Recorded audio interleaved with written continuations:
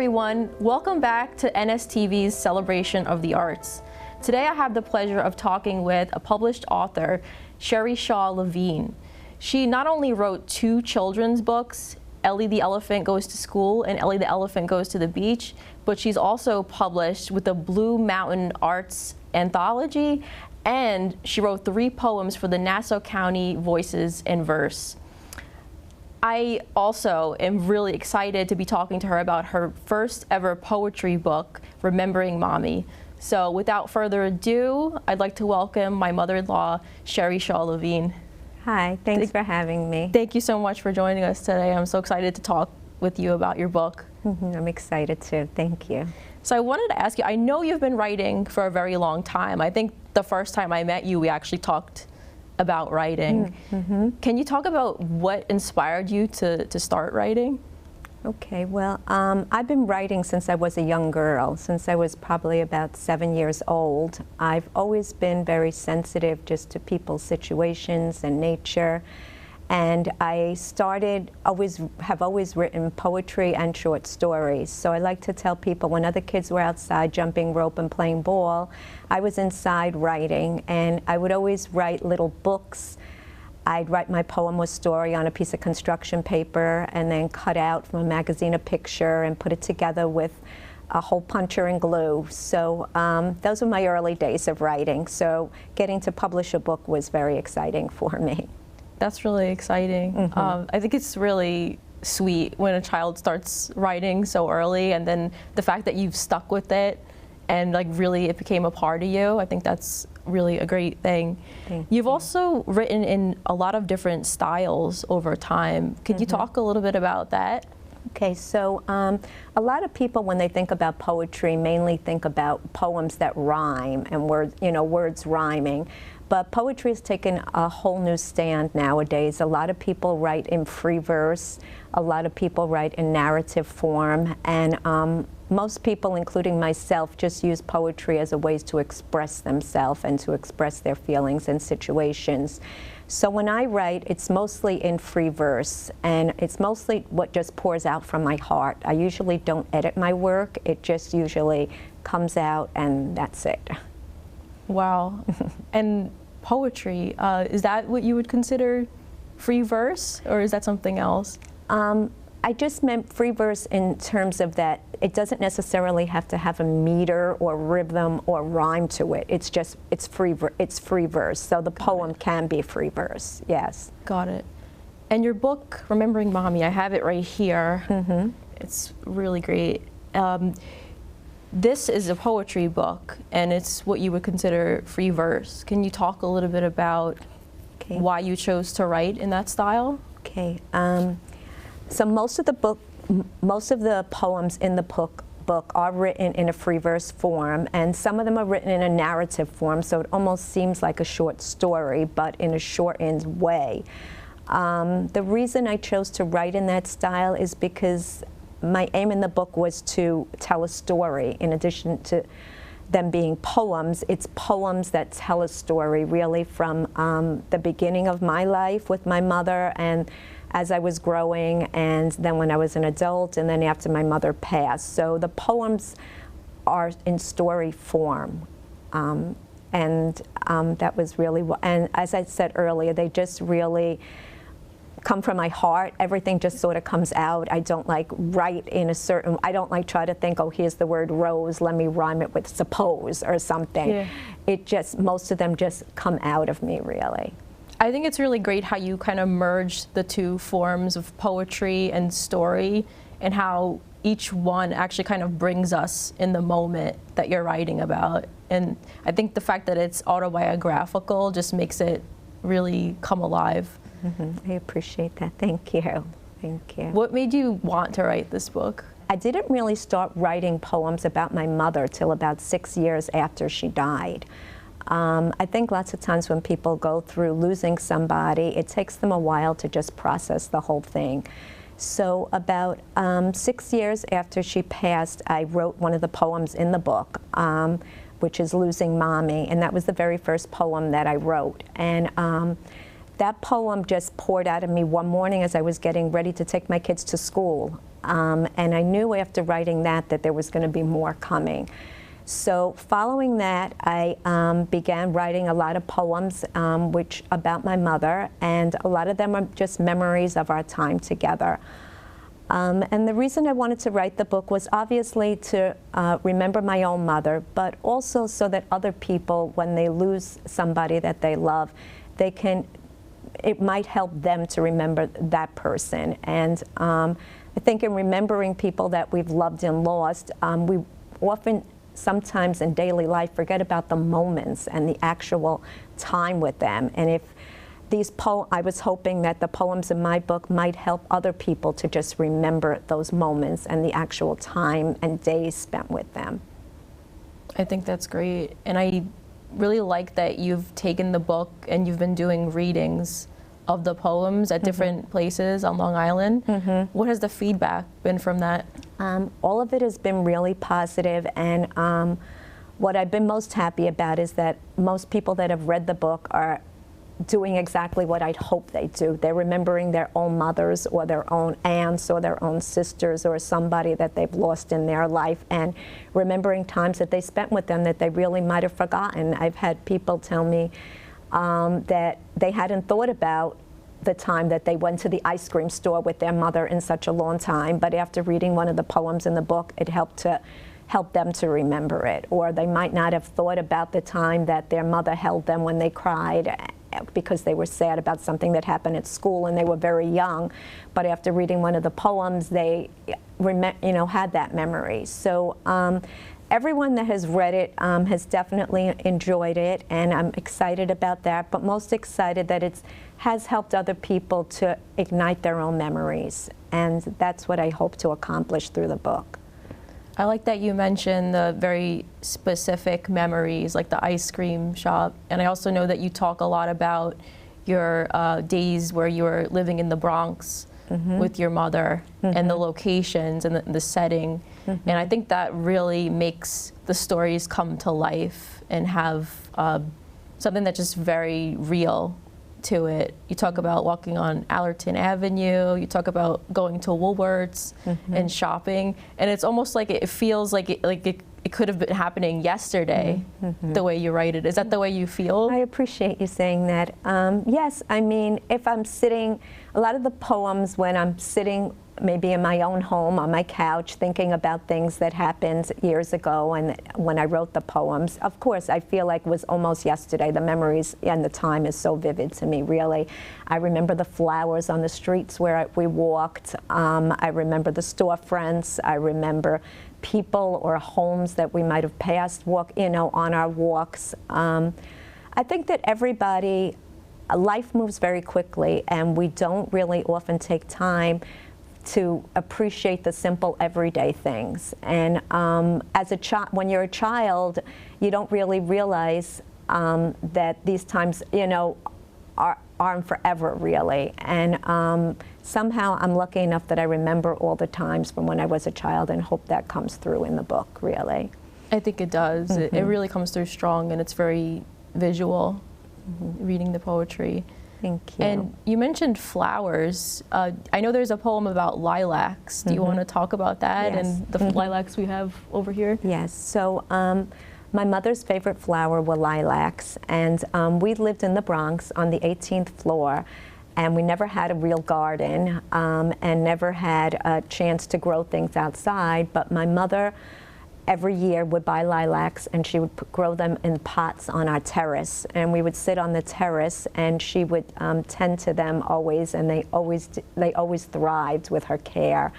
And whenever I think about my mother, I always think about lilacs, and coincidentally, lilacs come out right around Mother's Day, so it fits into the theme. I love all of the arts. I mean, I think that writing, whether you're writing or you're drawing or painting or playing an instrument, that you're having a chance to express your unique self. And I think that all of the arts gives people a chance to be themselves and also to create things in their own unique way, which is something that I've always admired, and it's always really, it's also, writing has just always been a part of me. I could be walking in the street and I, come up with I look at a leaf and just come up with a way to describe it, or just affects me in a certain way. I think that the people who are innately artistic or creative just have something inside of them that needs to come out and be expressed. So what advice would you give to artistic people? To keep doing whatever it is that you are doing or that you feel the need to do. I can say that for myself, I was writing when I was very young, and then when I was raising my children, I didn't have that much time to write because I was so busy, but there was always a stirring inside of me that I felt I was missing, a part of me was missing, and that I was kind of lost and just didn't feel like I needed to do something. And I think that people who are artistic or have some kind of creative energy should always be expressing it and never give up, keep on dreaming. And look, here I am sitting here talking about a book that I never really could have imagined would gain so much recognition, because it's really a story of me and my mother. Yeah. And I know, like, the personal aspect of what you wrote probably means so much more to you than if it were a fiction story. Of course. I mean, hope that my mother is watching us all and remembering our time together also, and hoping that whoever does read the book either spends more time with, your mother or your loved ones that are still here, because time moves quickly, really, and we often forget to really spend real time with people. I agree. Yeah, it's very important to be intentional with our time. I'm going to circle back to the book, but I did want to ask you a little bit about the children's books that you wrote. Right. My children's books are written in rhyme, unlike this book, which is written in free verse. And the reason for that was I just thought children often learn through rhyme. I was a preschool teacher for 25 years, and I've loved working with children. As many people, after the pandemic, things changed, and I never went back to teaching and working with children, though I'm working with older people now, which is a different type of joy. But my children's books were really created to teach children, again, about everyday things, like going to something that we might not always do, but is an everyday thing, not an incredible thing, but going to the beach, going to school, and they were really created to help teach children and make children feel comfortable. And they're written in a rhyming style. Okay. And talk to me a little bit about the other published work that we mentioned earlier. Okay, so one thing I was very proud of was that I had a poem published in the Blue Mountain Arts Anthology, and that poem was a poem from my wedding. At my wedding, I wrote my ceremony, and people read poems that I wrote at the wedding. And one of the poems I had sent in was selected to be in this anthology, and I like to tell people it was my poem was placed between Mark Twain and Bill Cosby. Yes. Oh, I remember this. Yes. You told me about this. Yes, yeah, who at the time, Bill Cosby was a very popular figure. I was very excited about that. And so it's a poem about love and marriage, the poem that is in there. And the poems in the Nassau County Voices in Verse, they were selected by a bookstore out in Huntington that every year puts a book of Nassau County poets together. And one of the poems is about my mother that is in there. Another poem is about walking. And another poem, I think it's something about nature. I really can't even believe that I can't remember right now.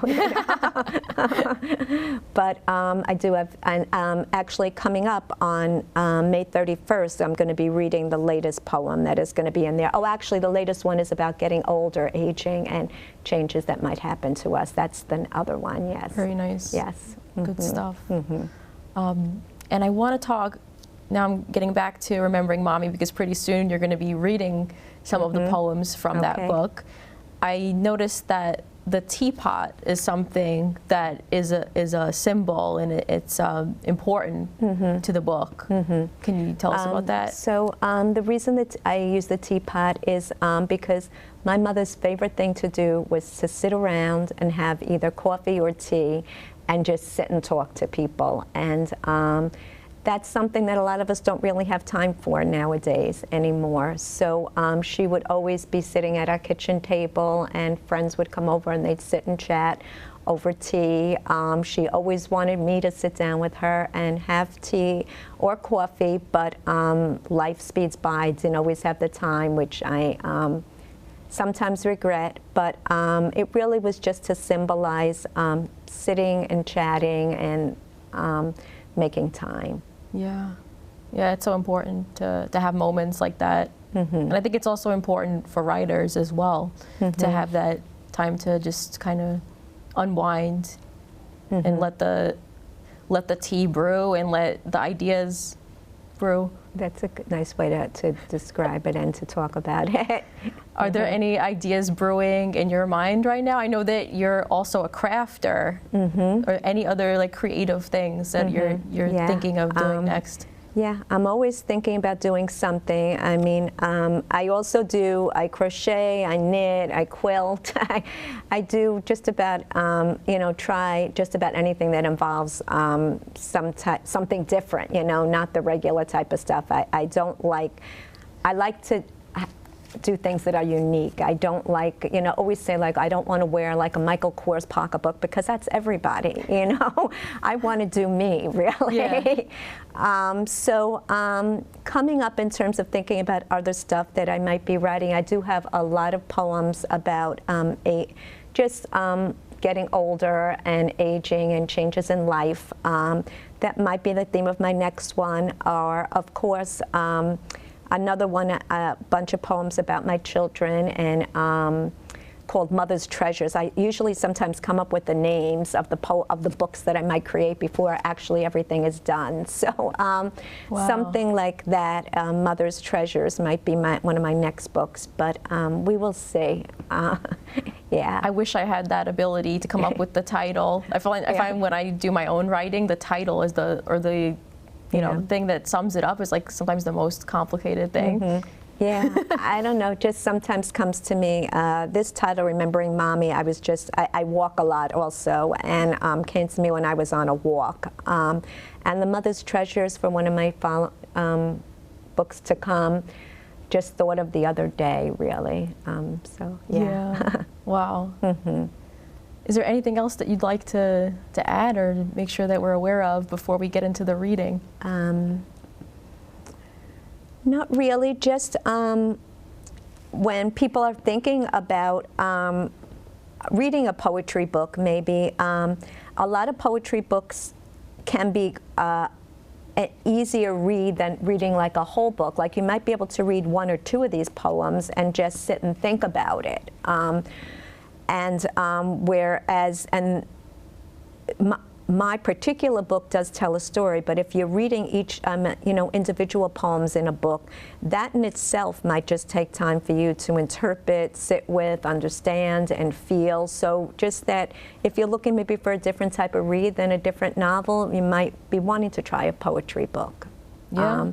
That might be something different to spend your time with, because in today's world, I know a lot of people are always racing, always going somewhere, and people don't have time to read a whole book, or take a long time to read a novel, or to get yourself immersed in it. So maybe pick up a poetry book. It doesn't, could be mine, that would be great, but doesn't have to be. But any poetry book involves a lot of different poems, and you could just spend time reading one or two, and that could be it for the week, and then move on to the other two, subsequently. So might be something to try reading in the future.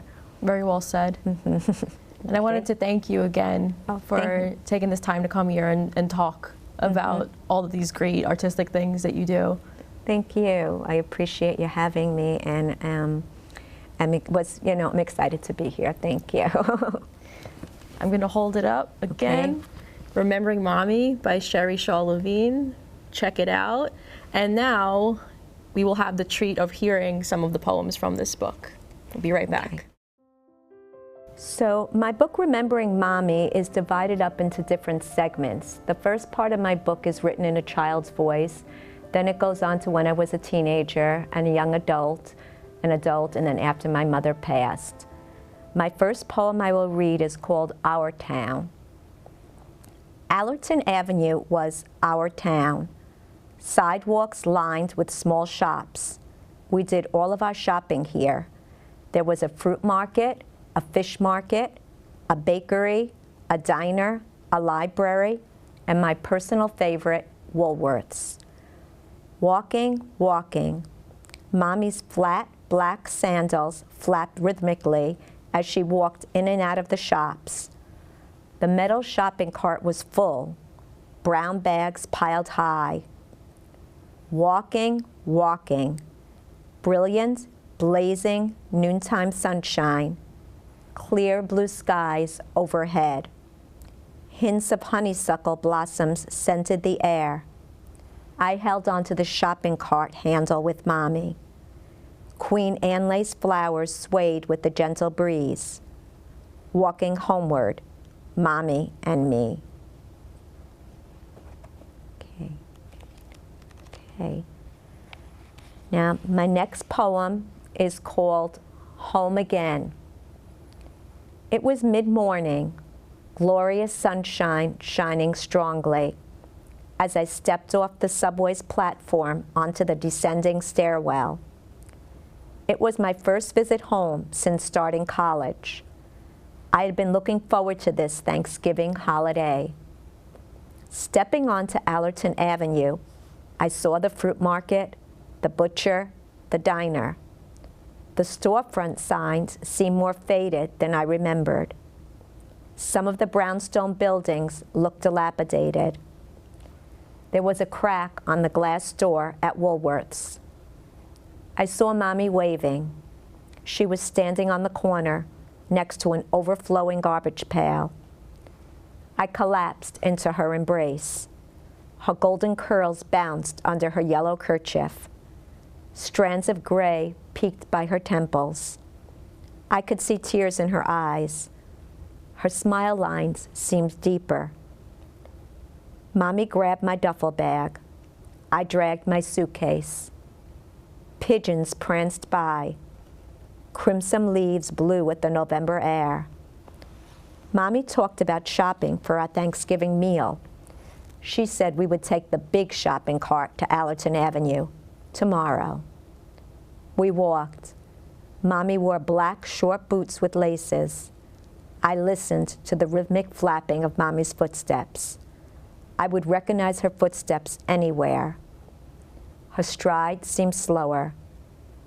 We continued walking the familiar route homeward. A squirrel munched on a broken, decaying pumpkin. There were cracks in the sidewalks. We crunched on piles of dried leaves. A delightful feeling, peaceful, flowed through me. There's no place like home. Okay. And my next poem will be called My Mommy's Shadow. As I set the table, I gazed out the kitchen window. Streaks of lavender painted the sky.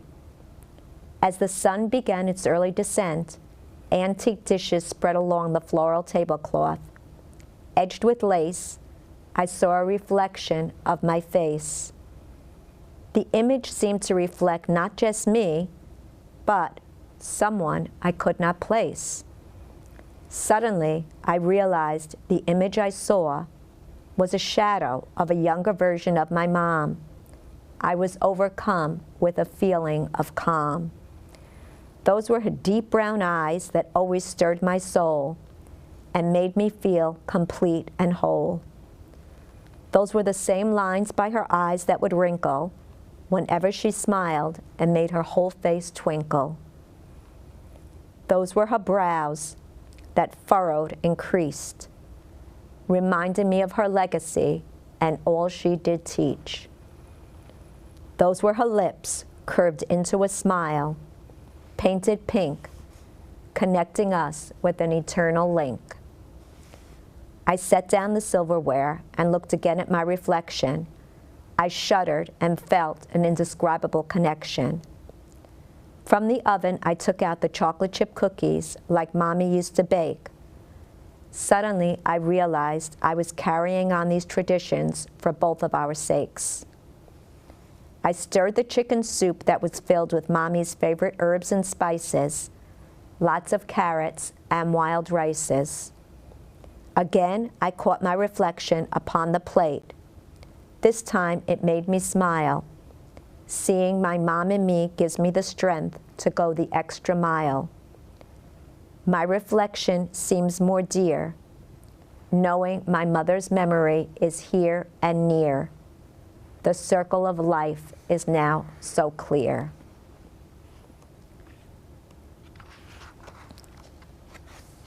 And my last poem for today will be So Many Things. Looking around my room in early May, I realize I have a lot of things. There's an antique teapot and a bracelet with fake diamond bling, an old floral pocketbook with faded straps, and a torn denim skirt from the Gap, a blue china chipped cup, and an ancient brown holy stuffed pup. All of these things I got when with you on those special shopping days, just us two. I've decided I'm not a hoarder, I'm a memory keeper. All of the pieces I hold have a meaning which goes much deeper. I gaze at the plum-colored lilac tree outside my window. Lilacs were your favorite. The perfume-like scent seeps through the open window. An intoxicating fragrance fills the room. I smile, a smile as wide as a mile. I'm now sure you are here with me and always will. I feel a chill. I feel you. You will always be traveling with me.